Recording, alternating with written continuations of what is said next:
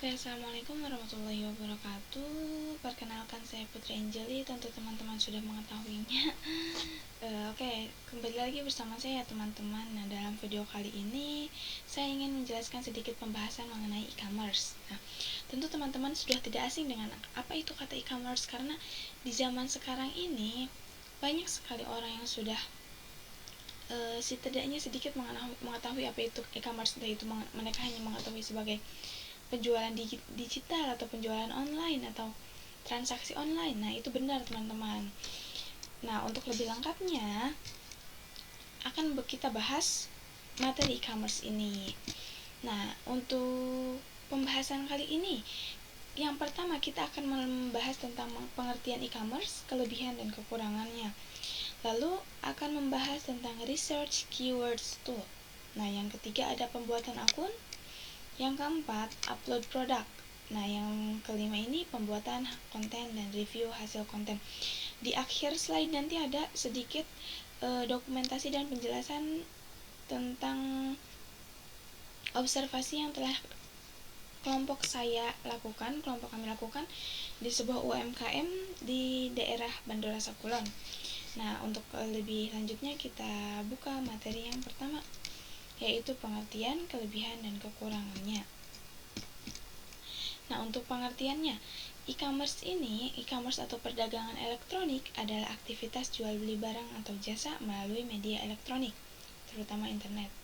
Ini mencakup berbagai jenis transaksi online seperti penjualan produk fisik, produk digital, layanan, dan bahkan pembayaran tagihan.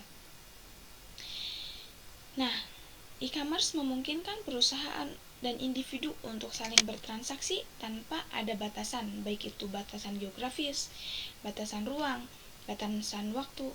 Nah, kegiatan e-commerce ini bisa dilakukan kapanpun, dimanapun, dan oleh siapapun. Sangat amat mudah melakukannya tanpa terbatas ruang dan waktu. Nah, di sini ada kelebihan e-commerce. Kelebihan e-commerce yang pertama yaitu aksesnya yang global. Apa sih akses yang global itu? Akses yang global ini di sini berarti bahwa memungkinkan penjual untuk menjangkau pasar global tanpa perlu memiliki toko fisik. Mengapa seperti itu? Karena jika kita melakukan transaksi secara online atau e-commerce, kita hanya perlu mempunyai akun dan barang yang akan dijual tentu atau jasa yang akan ditawarkan. Nah, dengan kedua hal tersebut, kita bisa menjangkau pasar luas, pasar global, bahkan luar negeri tanpa kita harus memiliki toko fisiknya. Seperti itu. Kita bisa memajang produk yang akan kita tawarkan di akun milik kita. Yang selanjutnya ada hemat biaya. Di sini tentu sangat menguntungkan ya pengelolaan bisnis seperti ini karena lebih murah. Yang pertama tidak perlu menyewa toko. Yang kedua ini tidak membutuhkan begitu banyak karyawan atau tidak memperkerjakan banyak karyawan. Yang ketiga yaitu kemudahan pembelian. Seperti saat saya bilang tadi, pelanggan dapat belanja kapan saja dan di mana saja. Selanjutnya masih di kelebihan e-commerce, yaitu ada personalisasi dan akses data. Apa sih personalisasi dan akses data? Nah, di sini e-commerce ini memungkinkan penjual untuk mengumpulkan data pelanggan dan memberikan rekomendasi produk yang disesuaikan dengan preferensi individunya. Melalui apa? Melalui hasil search history dari pelanggan tersebut. Lalu melihat kebiasaan yang pelanggan lakukan. Nah, dari personalisasi data itu akan memberikan rekomendasi produk yang sesuai dengan aktivitas pelanggan. Nah, yang selanjutnya yaitu transaksi cepat. Tentunya ini proses transaksi lebih cepat karena pelanggan dapat menyelesaikan pembelian data dalam hitungan detik. Hanya dibutuhkan koneksi internet dan device yang memungkinkan. Hanya itu saja. Lalu selain kelebihan, tentu ada kekurangannya ya teman-teman. Nah, kekurangan e-commerce ini yang pertama, ketergantungan pada teknologi. Apa maksud dari ketergantungan pada teknologi? Nah, karena e-commerce ini bergantung pada koneksi internet yang stabil dan perangkat elektronik, gangguan teknis dapat menghambat proses operasional. Misalnya kita lagi nge-live nih, tiba-tiba mati listrik, wifi mati. itu terganggu pasti koneksinya. Lalu yang kedua ada keamanan dan privacy. Nah, resiko penipuan dan kebocoran data ini menjadi kekhawatiran bagi pembeli dan penjual dalam transaksi online. Diharapkan kedepannya bisa lebih ditingkatkan lagi, baik itu dari pemerintah maupun aplikasinya, untuk keamanan dan privasi data dari penjual maupun pembeli. Itu yang kita semua harapkan ya. Lalu di kekurangan e-commerce yang ketiga itu kurangnya interaksi langsung. Tidak adanya interaksi tatap muka dengan pelanggan dapat membatasi kemampuan untuk membangun hubungan baik dengan mereka. Karena kan kalau misalnya kita belanja langsung, ada interaksi dengan penjualnya ya, entah itu tawar-menawar atau menanyakan bahwa adakah barang yang lebih bagus dari ini, atau kita memegang barang yang akan kita beli. Nah, itu kan ada interaksi. Sedangkan kalau misalnya kita belanja melalui e-commerce, tentunya kita hanya bisa melihat produk dari layar kaca device kita. Nah, itu salah satu kekurangannya. Yang keempat yaitu biaya pengiriman dan pengembalian. Benar. Jika kita belanja online, maka kita akan membutuhkan atau kita harus membayarkan biaya shipping fee atau biaya pengiriman. Nah, biaya pengiriman ini pembelian online membutuhkan biaya tambahan untuk pengiriman, dan proses pengembalian produk dapat rumit bagi pelanggan.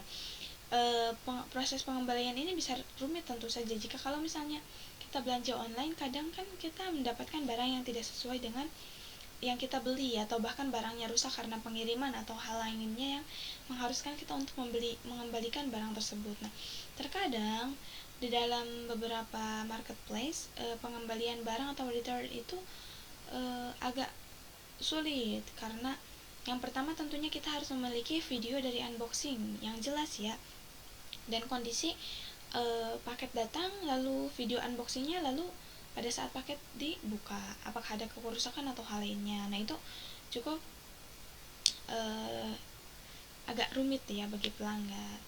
Nah, yang kelima ini ada keterbatasan pengalaman produk. Apa sih ini maksudnya? Nah, seperti yang saya bilang tadi, kalau misalnya kita membeli barang secara offline, kita bisa mencoba atau bahkan memegang bahan dari barangnya atau bertanya langsung kepada penjualnya. Sedangkan kalau misalnya kita membeli barang secara online, pembeli ini tidak dapat melihat atau mencoba produk secara langsung sebelum membelinya, yang dapat menyebabkan ketidakpuasan jika produk tidak sesuai harapan. Lalu jika produk tidak sesuai harapan, maka mau tidak mau kita harus retur. Nah, tapi karena pengembalian itu kadang rumit bagi beberapa pelanggan, mereka kadang memilih untuk hanya menerima barang tersebut, kecuali memang kalau misalnya harga barangnya tinggi ya.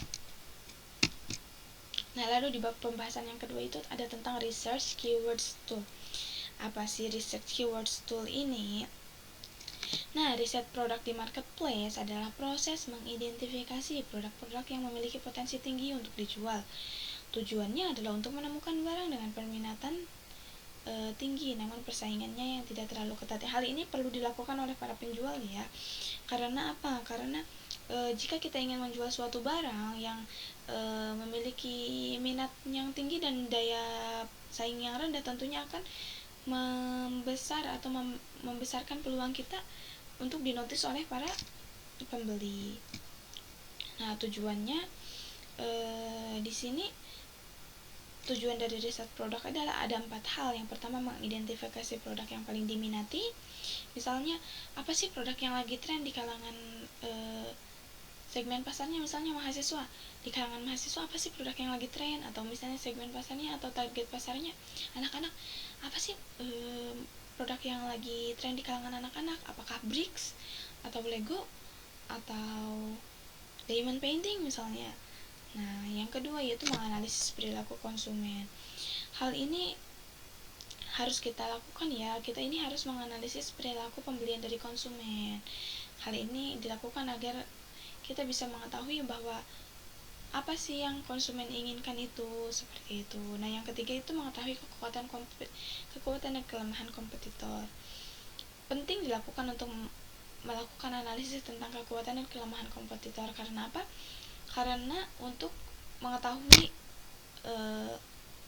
sejauh mana toko lain dan toko kita dapat bersaing, seperti itu. Lalu yang keempat yaitu menemukan peluang pasar baru. Menemukan peluang pasar baru ini bisa kita lakukan seperti mengamati tren melalui sosial media, forum, dan platform e-commerce lain, dan menemukan produk yang mungkin bisa menjadi produk wah gitu sepertinya. Nah, research keywords toolnya ini ada beberapa keywords atau pencarian. Nah, yang pertama ini ada Shopee Seller. Shopee Seller ini apa sih? Nah, Shopee Seller ini salah satu marketplace yang sering kita lakukan kita para penjual buat. Lalu ada Sages Marketplace. Sages Marketplace itu marketplace yang disarankan. Sages Google itu rekomendasi dari Google. Astagfirullah, kok ini bahasa Inggrisnya gimana. Lalu yang terakhir ini ada Semrush. Nah, sejauh yang saya tahu, lalu saya baca, Semrush ini seperti platform perangkat lunak yang sangat populer di dunia digital marketing, termasuk untuk kebutuhan e-commerce. Semrush ini menyediakan berbagai tools yang membantu pemilik bisnis dan marketer dalam meningkatkan visibilitas online, mengoptimalkan strategi pemasaran, dan mengembangkan kehadiran digital bisnis. Dalam konteks e-commerce, Semrush ini menawarkan sejumlah fitur yang penting yang dapat mendukung toko online untuk lebih kompetitif dan berkembang.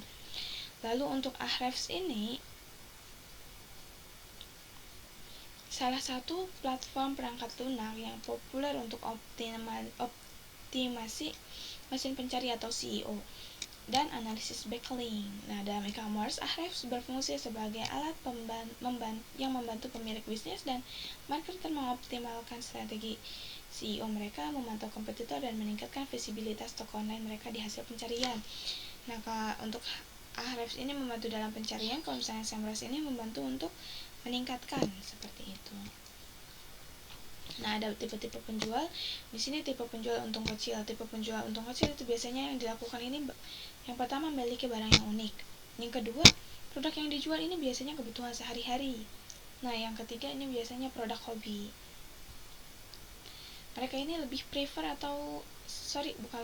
mereka ini prefer mencari untung sedikit namun yang terjual barangnya banyak seperti itu. Lalu ada tipe penjual untung besar. Nah, di sini barang yang dijual ini harus ada yang dijual dengan harga modal.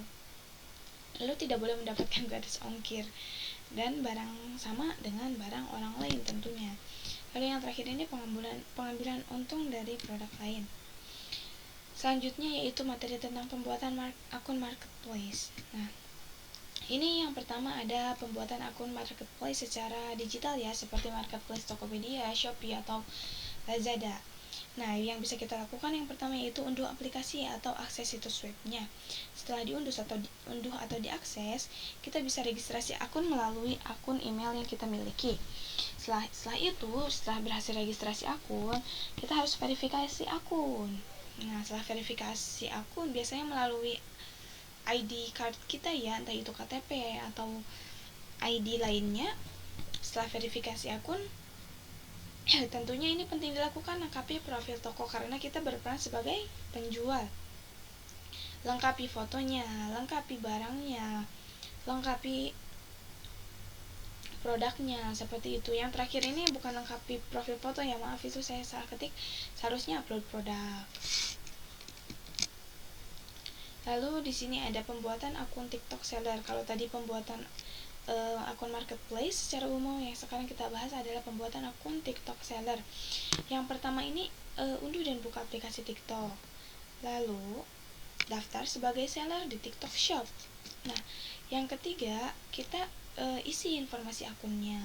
Yang keempat, verifikasikan akunnya. Yang kelima, pengaturan metode pembayaran dan pengiriman. Itu bisa kita pilih pengirimannya mau model seperti apa atau ekspedisi apa, dan metode pembayarannya mau via apa. Lalu yang keenam itu upload produk. Yang terakhir, integrasikan dengan konten yang akan kita upload atau kita miliki sebelumnya.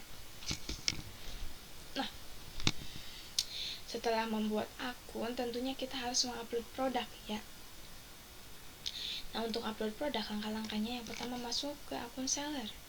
Lalu akses menu tambah produk atau jual. Setelah itu unggah foto produk yang telah kita siapkan sebelumnya.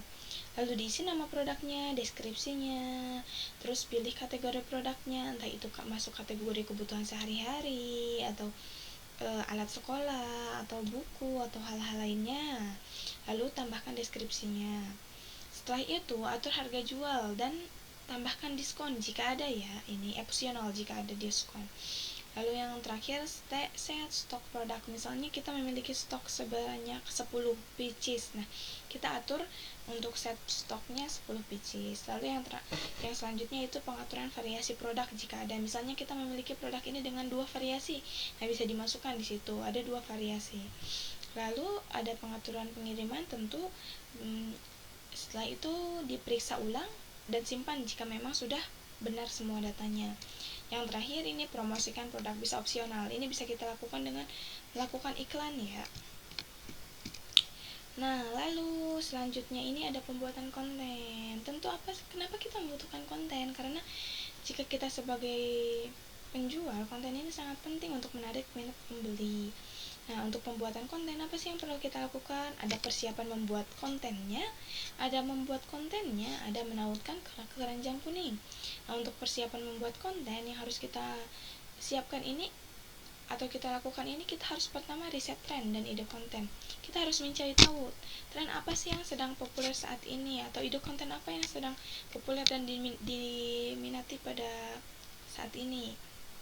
Lalu yang kedua, tentukan jenis kontennya, lalu sesuaikan dengan produk yang akan kita jual. Nah, yang ketiga, persiapkan peralatannya. Menurut saya peralatan yang diperlukan ini kamera ya tentunya. Lalu kalau misalnya kalian punya ini tripod ini sangat penting menurut saya untuk membuat atau untuk menahan konten kita ini stabil seperti itu.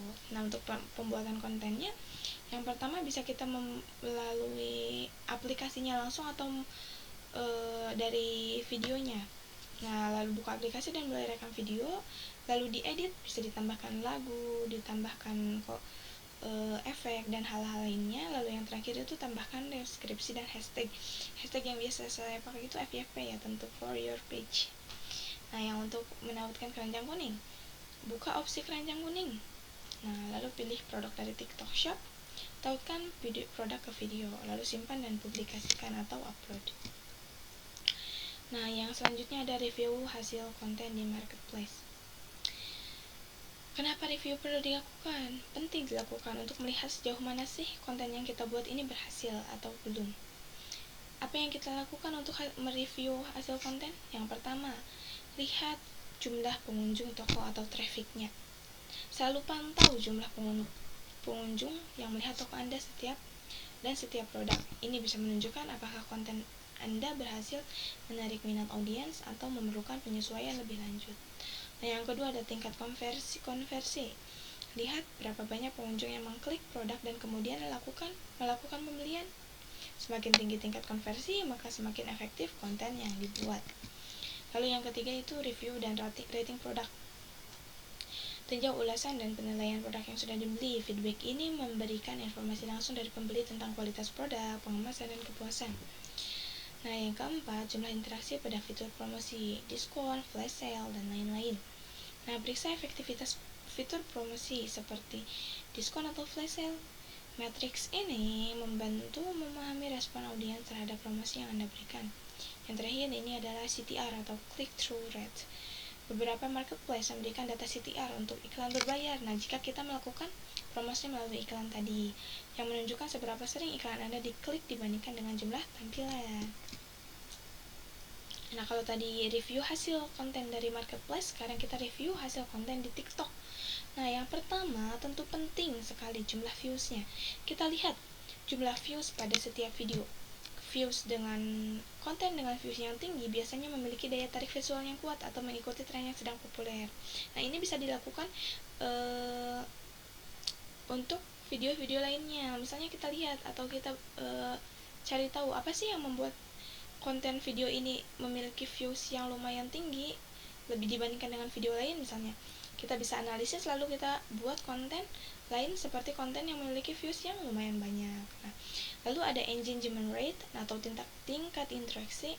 Nah, pantau jumlah likes, komentar, dan shares. Nah, tingkat interaksi yang tinggi menunjukkan bahwa konten berhasil dan menarik perhatian audiens dan memotivasi mereka untuk berinteraksi. Lalu yang ketiga, jumlah klik pada keranjang kuning. Ini penting karena kita menjual. Periksa berapa banyak klik yang diperoleh dari keranjang kuning. Metrik ini penting karena menunjukkan berapa banyak orang yang tertarik membeli produk setelah melihat konten. Lalu watch time atau durasi tonton. Tinjau berapa lama pengguna menonton video Anda. Watch time yang tinggi menunjukkan bahwa konten Anda relevan dan menarik. Sedangkan watch time yang rendah mungkin berarti konten perlu perbaikan dan pada bagian awal video untuk menarik perhatian.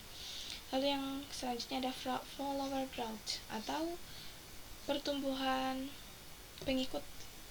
Periksa apakah ada peningkatan jumlah pengikut setelah konten dipublikasikan. Konten yang menarik biasanya akan mengundang lebih banyak orang untuk mengikuti akun Anda. Lalu yang keenam ada conversion rate ke penjualan.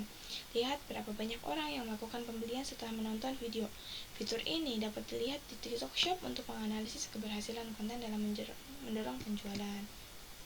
Nah, di sini ada di sini ada pemotongan produk saat observasi ke UMKM. Lalu sedikit cerita, kalau boleh cerita ya, sedikit cerita pada tanggal 31 Oktober Kamis lalu, kami sudah melakukan survei ke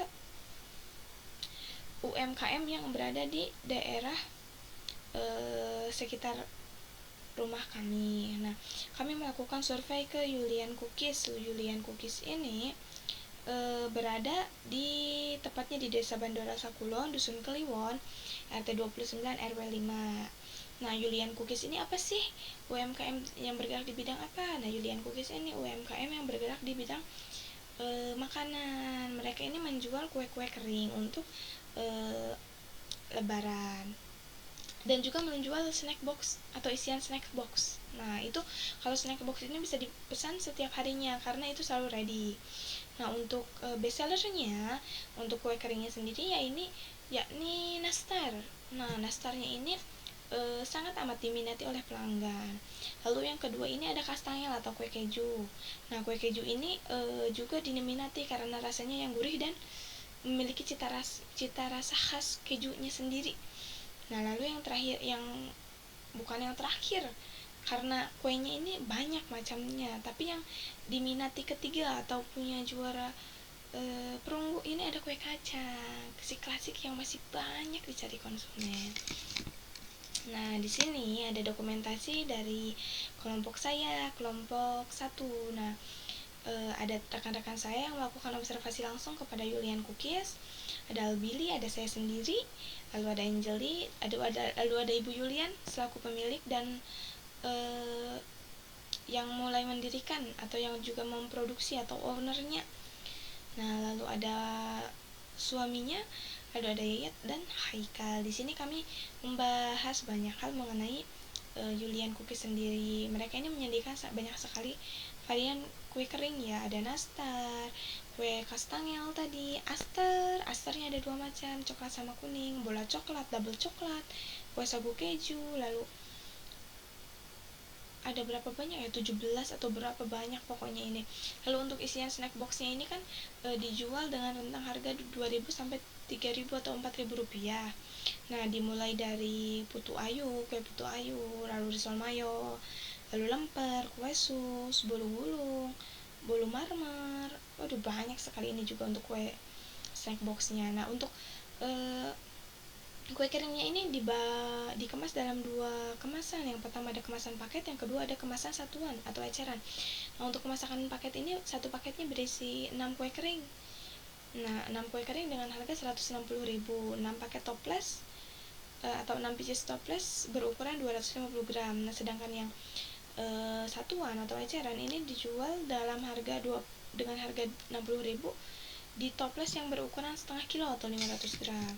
Nah, di sini ada foto pada saat kita melakukan dokumentasi wawancara atau observasi. Lalu nah, di sini bisa dilihat ada macam kue snacknya ya, karena di sini kebetulan kami disuguhkan langsung oleh pemilik beberapa snack. Oke, mungkin itu yang bisa saya bahas atau saya sampaikan kepada teman-teman semua dalam video e-commerce kali ini. Semoga bermanfaat.